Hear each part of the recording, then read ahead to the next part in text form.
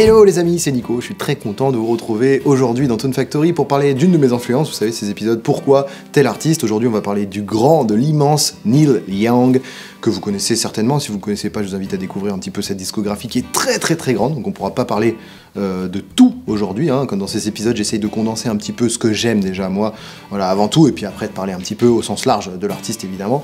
Aujourd'hui on va parler donc de ce monsieur qui m'a influencé au plus haut point dans mes compos, notamment les compos acoustiques, mais pas seulement.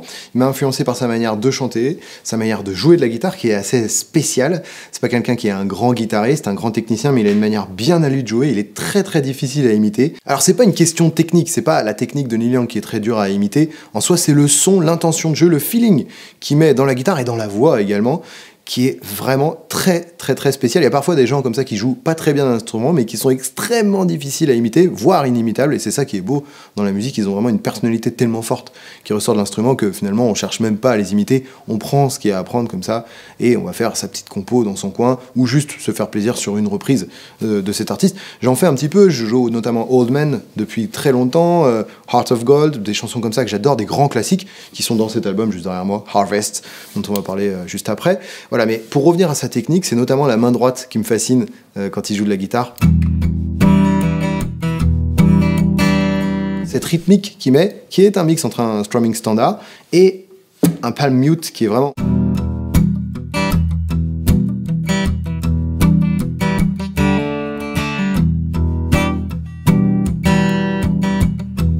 C'est très dur à faire parce qu'en fait, quelque part, on vient frapper la guitare plus que gratter les cordes. Littéralement, on balance un petit peu la main comme ça. Et c'est vraiment un mix entre voilà, un strumming standard, je vous le disais, et un palm mute. Il faut trouver le bon équilibre pour avoir ce... Par exemple, l'intro de Old Man.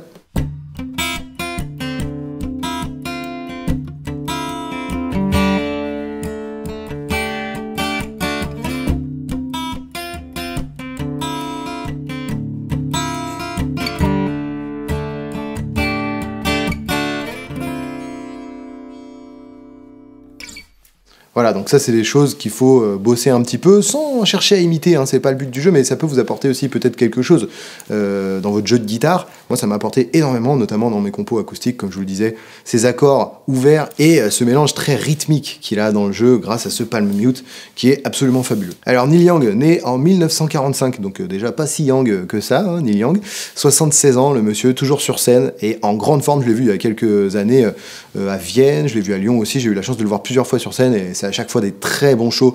Il y a vraiment beaucoup d'énergie, il est dans un truc, voilà, on voit qu'il est dans un univers, il est possédé par sa musique réellement, ce monsieur, et on rentre ou on rentre pas d'ailleurs dans cet univers, hein. Encore une fois, on aime ou on n'aime pas tel artiste, moi ça fait partie de mes grandes influences, mais j'ai mis un petit moment à y aller.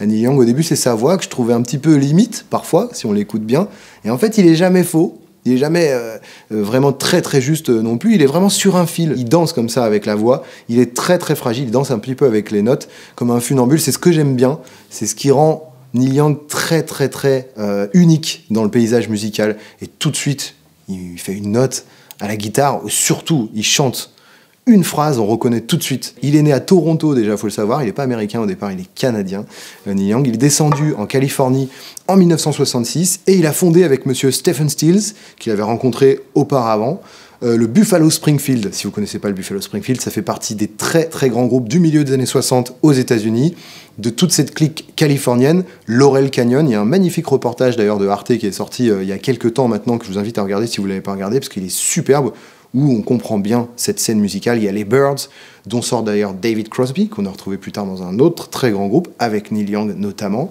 Voilà, donc il y a vraiment beaucoup de grands artistes qui étaient là à cette époque. Neil Young était là où il fallait, il a monté ce fameux groupe, le Buffalo Springfield.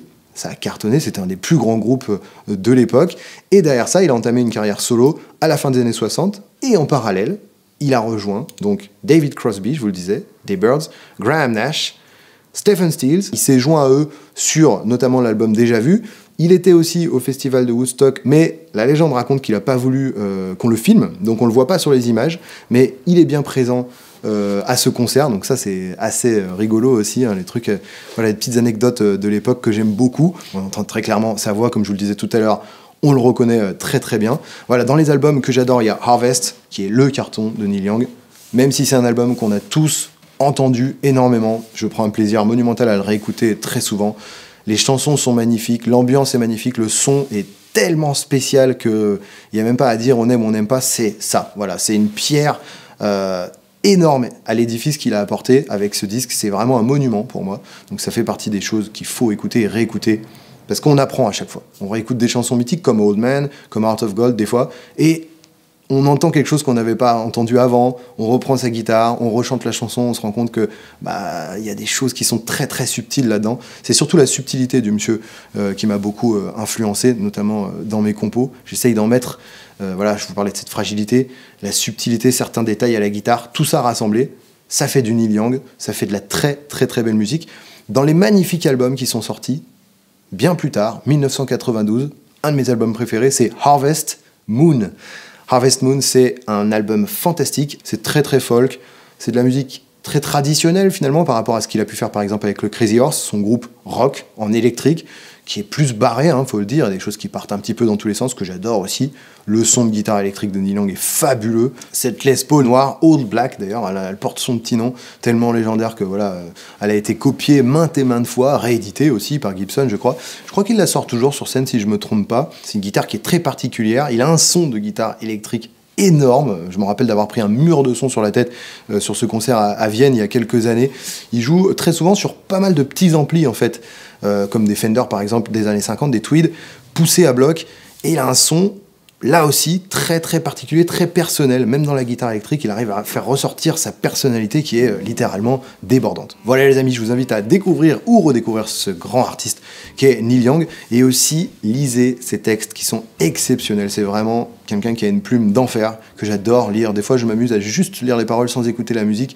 C'est magnifique, c'est vraiment quelqu'un jusqu'au bout qui va pousser les détails pour faire ressortir ce qu'il veut et qui va raconter des histoires, que ce soit en jouant de la guitare ou en chantant. C'est très important, n'oubliez pas ça. On est souvent dans ce monde de guitaristes entre nous, voilà, mais il faut oublier un petit peu cet instrument et voir un peu plus large, voir la musique dans son ensemble. C'est ce que fait magnifiquement bien Neil Young. À très bientôt les amis d'Anton Factory. Ciao.